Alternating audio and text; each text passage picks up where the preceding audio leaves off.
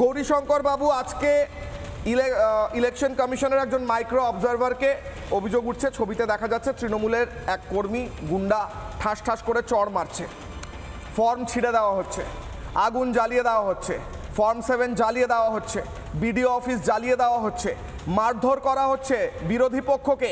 এইভাবে কিভাবে হবে ইলেকশন? এই রাজ্যে কিভাবে হবে এসআইআর?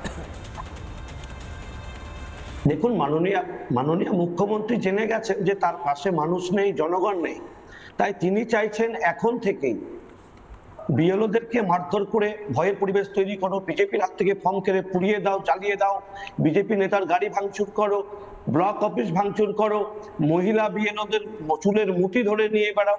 এই যে একটা পরিবেশ, সন্ত্রাসের পরিবেশ, মাননীয়ার অনুপ্রেরণায় বাংলা জুড়ে আজকে সন্ত্রাসের পরিবেশ তৈরি হয়েছে। মাননীয় মুখ্যমন্ত্রী যেভাবে 15 বছরে একের পর এক দুর্নীতি, চাকরি চুরি, গরু পাচার, কয়লা পাচার, রেশন চুরি, বিভিন্ন দুর্নীতির সঙ্গে যেভাবে তৃণমূল যুক্ত হয়েছে, তাতে বাংলার মানুষ এই তৃণমূলের থেকে মুখ ফিরিয়ে দিয়েছে।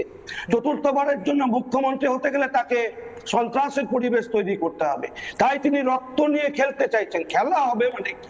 মমতা ব্যানার্জি খেলা হবে বলতে বোঝাচ্ছেন বিজেপির কর্মীদের রক্ত নিয়ে খেলা হবে, বিজেপির বাড়িঘর জ্বালিয়ে দেওয়া হবে, বিজেপির হাত থেকে ফর্ম 7 ছিনিয়ে নিয়ে জ্বালিয়ে দেওয়া হবে।